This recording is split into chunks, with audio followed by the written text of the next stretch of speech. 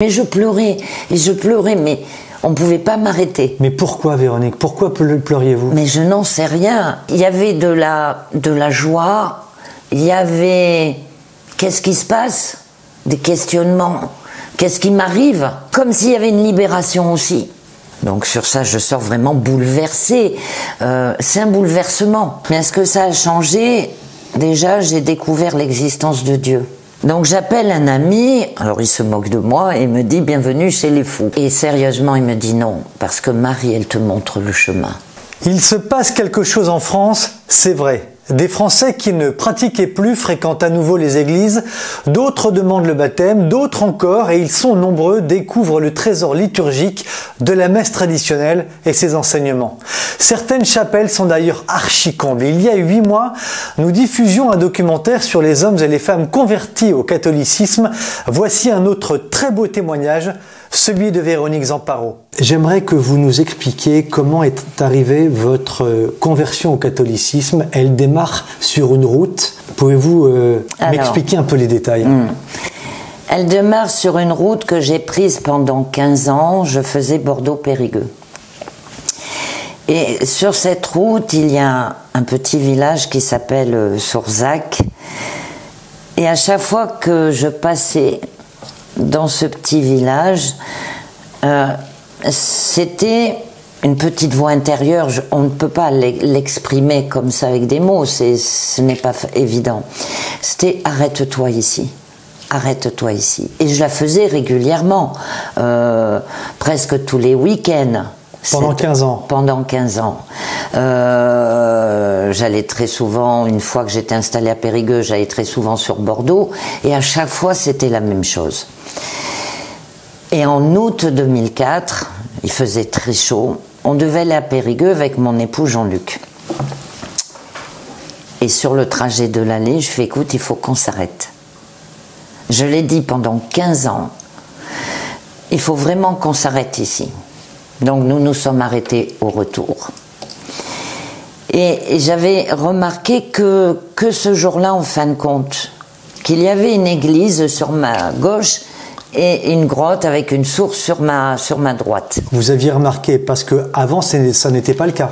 Avant, je ne voyais pas. Je suivais ma route, mais je n'avais jamais remarqué cette petite église qui était pourtant visible. Pendant 15 ans, vous ne l'aviez pas vue? Voilà, exactement. Peut-être que j'étais aveugle, peut-être que j'avais un voile, mais il y avait toujours cette petite voix « arrête-toi ici, arrête-toi ici ».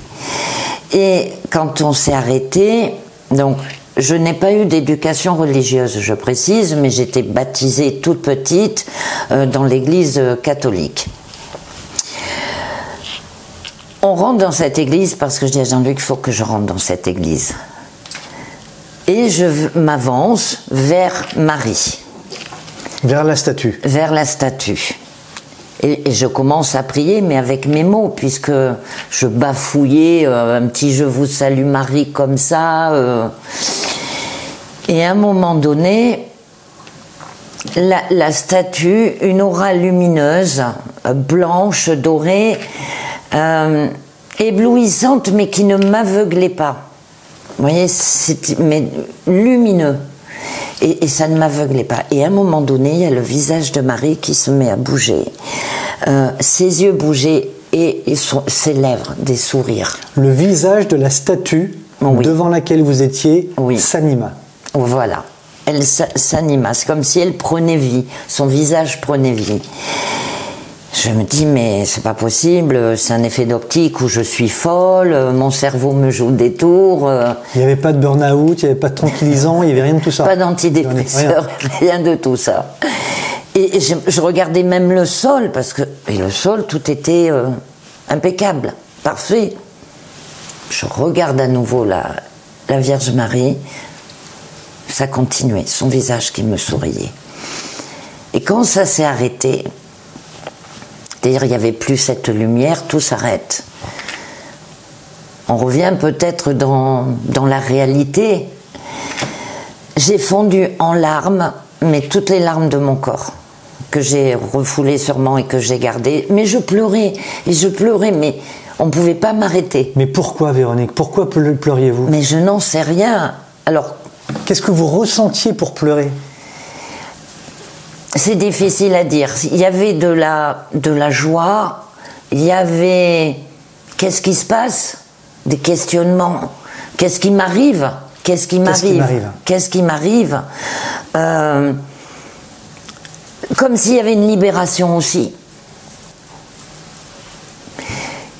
Mais c'est à décrire avec des mots, c'est quand même assez difficile et assez compliqué, parce qu'en fin de compte, c'est dans le cœur qu'on perçoit. C'est dans notre être, dans notre cœur qu'on perçoit ça. Je dis à Jean-Luc, voilà ce qui s'est passé, parce qu'il me dit, mais tu étais où? J'ai fait, tu m'as bien vu, je priais. Et je dis, voilà ce qui s'est passé. Je dis, ça a duré quelques secondes, parce que pour moi, c'était quelques secondes. Son visage, regarder, revenir à la réalité, qu'est-ce qui se passe? Est-ce qu'il y a un vitrail qui me joue des tours? Il y a un rayon de lumière ou quoi que ce soit? Mais il me dit, ça a duré bien plus longtemps que ça, plusieurs minutes. Il me dit, tu étais comme en contemplation. Et il aurait pu avoir un séisme, tu ne t'en serais pas rendu compte. Donc sur ça, je sors vraiment bouleversée.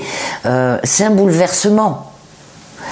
Parce que moi, pas dans la foi, parce que même athée, c'est pas parce que j'ai été baptisée, pas d'éducation, je ne croyais pas, enfin... Vous ne croyez pas, vous ne croyez plus? Vous ne croyez pas? Je n'y croyais pas parce que par rapport à ce que j'avais pu vivre enfant, pour moi, le bon Dieu, si c'était un Dieu d'amour, comme on en parlait, j'aurais pas dû vivre certaines choses. Mais en fin de compte, oui, c'est un bouleversement. Et je pense qu'à travers Marie, il m'a fait comprendre, mais je suis là, je ne t'ai jamais abandonné. Je dis ça aujourd'hui, avec le recul, et en avançant dans la foi, en ayant avancé. Donc j'appelle un ami qui est chrétien, et je dis, mais voilà ce qui m'arrive. Alors il se moque de moi et me dit, bienvenue chez les fous. Je dis, mais je vais finir par le croire parce que... Et sérieusement, il me dit non, parce que Marie, elle te montre le chemin. Wow. Elle me montre le chemin.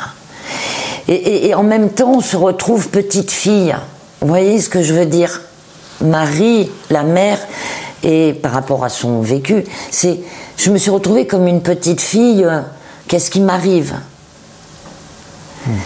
Le temps passe. Donc j'ai des beaux-parents italiens, des fervents catholiques, investis depuis leur plus jeune âge au sein de la paroisse, et ne connaissant rien à la messe, le déroulé, comment ça se passe, je dis, je vais aller à la messe avec mes beaux-parents, je vais découvrir. Alors c'était dur au début, hein, parce que qu'est-ce qu'ils font? On se lève, on s'assoit, tout ce rituel liturgique. Et à un moment donné, je dis à Jean-Luc, écoute, il faut que j'aille voir Marie. Encore, vous voyez cette petite voix, va voir Marie. Petite voix dans la tête ou dans le cœur? Non, c'est dans le cœur. Dans le cœur. C'est, va voir Marie. Donc je vais à la chapelle de Marie, et là, je la remercie, je prie, et son visage rebelote, l'aura lumineuse, dorée, blanche. À décrire, c'est difficile. Peut-être que la peindre, ça serait bien, tiens, en fin de compte. Et son visage s'est mis à s'animer, comme à Sourzac, et est apparu le visage du Christ. J'ai tourné la tête, j'avais Christ en croix juste là. Et j'ai regardé Marie, je lui ai dit merci Marie, j'ai compris. Et ce que j'avais compris, c'est que Marie m'invitait à suivre son fils, qui est le chemin, la vérité et la vie. Donc, bouleversement encore. Ça m'est arrivé quelquefois dans différentes églises. Et quand on est arrivé en Charente-Maritime, eh bien, j'ai cherché des prêtres qui pourraient m'écouter, me comprendre par rapport à ce que j'avais vu. Mais je voulais préciser, on avait dû repartir sur Périgueux, et comme quand même je suis les pieds sur terre, j'ai dit je vais quand même... faut qu'on y retourne parce que je veux être sûre qu'il n'y avait pas un effet de lumière ou quoi que ce soit. Et en fin de compte, la statue de la Vierge est dans une alcôve. Aucune possibilité d'avoir un éclairage naturel qui vient de l'extérieur. Nullement. Et j'ai commencé ma catéchèse d'adulte et j'ai fait ma confirmation, puisque j'avais été baptisée petite. J'ai fait une communion le 24 décembre 2009. Pour moi, c'était important, c'était symbolique. Et en juin 2010, j'ai fait ma confirmation. Véronique, qu'est-ce que cette incroyable histoire a changé pour vous? Qu'est-ce que ça a changé pour vous et pour votre époux Jean-Luc? Mais ce que ça a changé, déjà, j'ai découvert l'existence de Dieu. Par Marie et ensuite par son fils. J'ai découvert que la parole est vraiment vivante. Elle est vivante dans notre quotidien. Elle est vivante, certes il y a les saintes écritures, mais selon les épreuves que nous vivons, les moments de vie parfois difficiles, quand on s'en réfère à la parole, c'est là où tout se transforme et Dieu agit. Donc pour moi c'est ça, la parole est vivante parce que Dieu agit. Il y pourvoit. Il faut simplement, eh bien je crois, c'est s'abandonner totalement à lui, complètement. L'abandon, se détacher de tout ce qui peut nous faire mal et nous blesser, et c'est lui offrir. C'est lui offrir. Et c'est vrai que c'est une conversion qui est surnaturelle, on peut dire le mot, mais on est porté. Marie nous porte, mais c'est vrai qu'elle est humble, Marie. Elle m'a conduite vers son fils, que je suis. J'essaie du moins d'appliquer les Écritures. Je n'ai pas oublié Marie. Je la prie, mais je prie davantage Jésus-Christ. Je m'adresse beaucoup plus à lui. Mais mon cœur appartient à Marie. C'est elle quand même qui est venue me toucher. Dieu est intervenu à travers Marie. En fin de compte, vous voyez ce que je dirais? J'ai été visitée. C'est Marie qui est venue me visiter. C'est pas l'ange, c'est Dieu qui l'a envoyé me visiter. Va dire à mon enfant que j'existe et que je peux la libérer, la guérir de son passé. Et puis, vous voyez, c'est... Quel recul, du coup, maintenant, avez-vous, Véronique, sur votre passé sans Dieu? Quand vous comparez, si vous deviez comparer ces deux épisodes, ouais. Je vais dire. Moi, je dirais, il a été très patient avec moi, en fin de compte.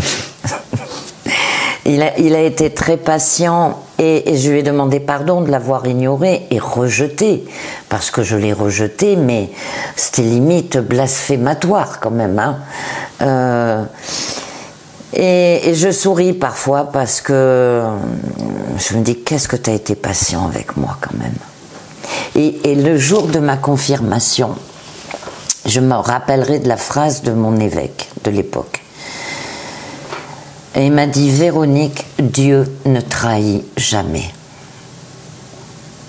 Eh oui, je confirme, j'ai un mari lourdement handicapé et cette conversion, en fin de compte, je me demande, quand on parle des plans de Dieu, j'ai rencontré mon mari en 2003. En 2004, quelques mois après, il y a ma conversion. Et je suis avec un mari qui a un handicap.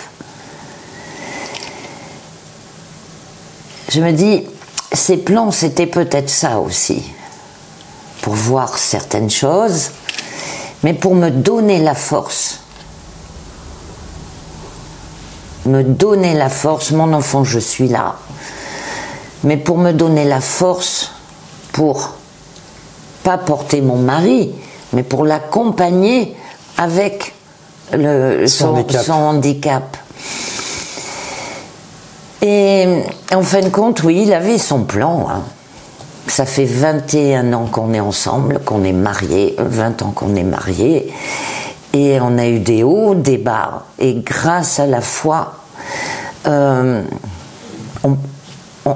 supporte. Mais on supporte pas dans cette douleur, comment dire, pleurnicharde, à gémir, à se plaindre. On supporte. Bon, on sait. La vie n'est pas facile, il y a des hauts et des bas. Mais il nous porte dans nos moments difficiles.